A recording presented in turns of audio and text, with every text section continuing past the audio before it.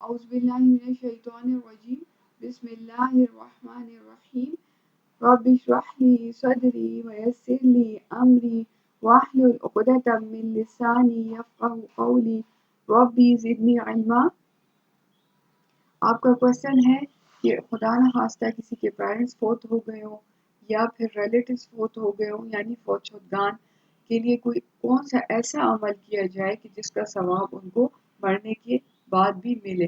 تو یہاں پر اب ہم یہ دیکھتے ہیں حدیث کی روشنی میں کہ جیسے کہ حدیث میں آتا ہے کہ جب انسان مر جاتا ہے تو اس کا عمل روک دیا جاتا ہے، مگر 3 چیزوں کا ثواب جاری رہتا ہے۔ یعنی ایک کیا ہے؟ صدقہ جاریہ، دوسرا علم جو علم اس نے چھوڑا، اور تیسرا نیک اولاد یعنی جو اس کے لیے دعا کرے۔ اسی طرح جو والدین ہیں ان کی طرف سے یعنی حج اور عمرہ، اس حوالے سے ہم حدیث ڈسکس کرتے ہیں کہ عبداللہ بن عمر بن عاص روایت کرتے ہیں کہ وہ کہتے ہیں کہ میرے والد عمر بن عاص رضی اللہ تعالی عنہ رسول اللہ صلی اللہ علیہ وآلہ وسلم کے پاس آئے اور کہنے لگے میرے والد فوت ہو گئے ہیں اور انہوں نے 100 غلام آزاد کرنے کی وصیت کی تھی۔ میرے بھائی نے اپنے حصے کے غلام آزاد کر دی ہیں اور میں نے ابھی غلام آزاد کرنے ہیں۔ میں نے کہا کہ میں آپ سے پوچھ لوں، آپ سے سوال کر لوں اور آپ سے کچھ معلومات لے لوں۔ نبی اکرم صلی اللہ علیہ وآلہ وسلم نے اس موقع پر فرمایا تھا کہ اگر تمہارا باپ اب مسلمان ہوتا پھر تم اس کی طرف سے غلام آزاد کرتے یا صدقہ خیرات کرتے یا حج کرتے تو اسے فائدہ ہوتا۔ تو اب اس حدیث سے ہمیں یہ پتہ چلتا ہے کہ ہم فوت شدگان کی طرف سے حج کر سکتے ہیں، شرط یہ ہے کہ آپ نے پہلے اپنا حج کر رکھا ہو، ٹھیک ہے۔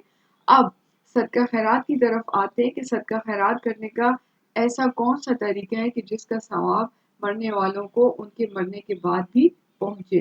اب یہاں پر ہم یہ دیکھتے ہیں کہ جس کی وجہ سے اب ایسے صدقہ یعنی دین میں کوئی بدعت یا دین میں کوئی نیا اضافہ نہ ہو، یعنی ایسا صدقہ جو ہے وہ قبول ہوگا اور اس کی انشاءاللہ اس کا ثواب بھی پہنچے گا۔ اب اس میں یہ ہے کہ جیسے زیادہ تر ہمارے ہاں ہماری سوسائٹی میں یہ زیادہ ٹرینڈ چلتے ہیں کہ جیسے خدا نہ خواستہ کوئی فوت ہو گیا تو اس کے لیے سوئم کیا، ساتھی کی، پھر 40واں کیا، اس میں جو ہے وہ کھانا وغیرہ بناتے ہیں، پھر اسی طرح برسی، سال بیت گیا تو پھر اس پہ برسی منائی۔ تو یہ ساری چیزیں جو ہیں اگر ہم حدیث کی روشنی میں دیکھیں تو حدیث میں اس کا کوئی کانسیپٹ یعنی صحابہ کرام رضی اللہ تعالیٰ عنہ کے عمل سے بھی یہ چیز ثابت ہے ہی نہیں۔ اب آتے ہیں حدیث کی روشنی میں کہ اللہ کے رسول صلی اللہ علیہ وآلہ وسلم اس بارے میں ان کا کیا بیان ہے۔ اب یہاں پر جیسے کہ جو حدیث کے راوی ہیں یعنی ابو الاسود فرماتے ہیں کہ میں مدینہ حاضر ہوا، ان دنوں وہاں ایک بیماری پھیل رہی تھی۔ میں حضرت عمر بن خطاب رضی اللہ تعالی عنہ کی خدمت میں تھا کہ ایک جنازہ سامنے سے گزرا، لوگ اس میت کی تعریف کرنے لگے تو حضرت عمر رضی اللہ تعالی عنہ نے فرمایا کہ واجب ہو گئی۔ پھر ایک اور جنازہ گزرا تو لوگ اس کی بھی تعریف کرنے لگے، پھر تیسرا جنازہ نکلا، لوگ اس کی برائی کرنے لگے اور اس مرتبہ بھی آپ نے یہی فرمایا کہ واجب ہو گئی۔ ابو الاسود دہلی نے بیان کیا کہ میں نے پوچھا کہ امیر المومنین کیا چیز واجب ہو گئی؟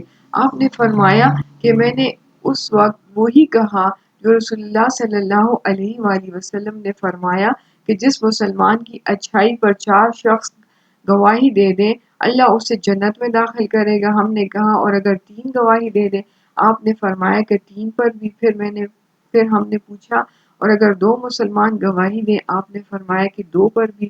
ہم نے یہ نہیں پوچھا کہ اگر ایک مسلمان گواہی دے تو کیا یہ فضیلت حاصل ہوگی؟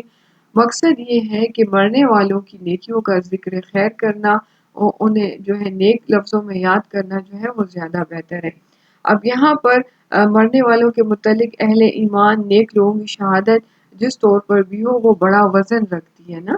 تو اب جیسے قرآن پاک میں اللہ تعالیٰ ارشاد فرماتے ہیں وَكَذَلِكَ جَعَلْنَاكُمْ أُمَّةً وَسَطًا لِتَكُونُوا شُهَدَاءَ عَلَى النَّاسِ، درمیانی امت بنایا ہے تاکہ تم لوگوں پر گواہ بن جاؤ۔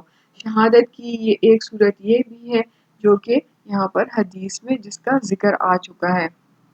اسی طرح امام ابن ماجہ رحمۃ اللہ علیہ روایت کرتے ہیں کہ میت کا درجہ بلند ہوتا ہے، تو میت پوچھتی ہے میرا درجہ کیسے بلند ہوا؟ تو جواب آتا ہے کہ تیرے بیٹے نے تیرے لیے استغفار کیا، اب تیرے بیٹے نے تیرے لیے دعائیں مغفرت کی، اور اسی کے ساتھ یہ دیکھا گیا کہ کئی لوگ اپنے جو فوت شدگان والدین کے لیے طواف کرتے ہیں، ان کے لیے قرآن پاک پڑھتے ہیں اور ان کو بخشتے ہیں، تو یہ چیزیں جو ہیں نبی اکرم صلی اللہ علیہ وآلہ وسلم کی سنت سے ثابت نہیں ہے۔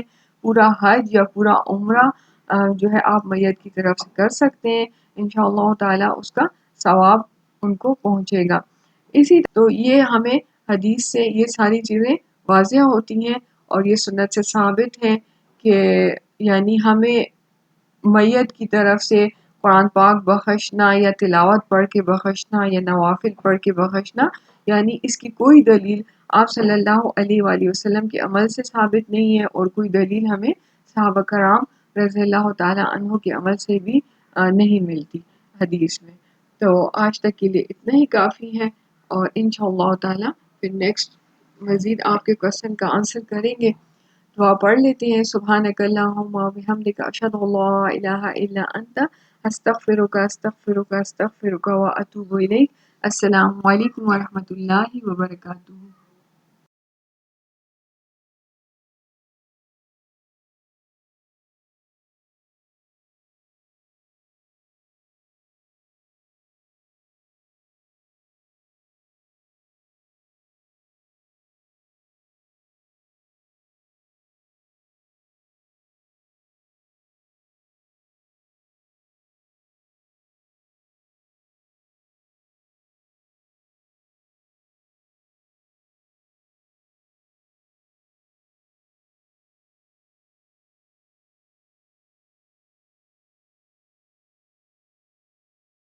طرح جب انسان مر جاتا ہے تو اس کا عمل روک دیا جاتا ہے، ٹھیک ہے؟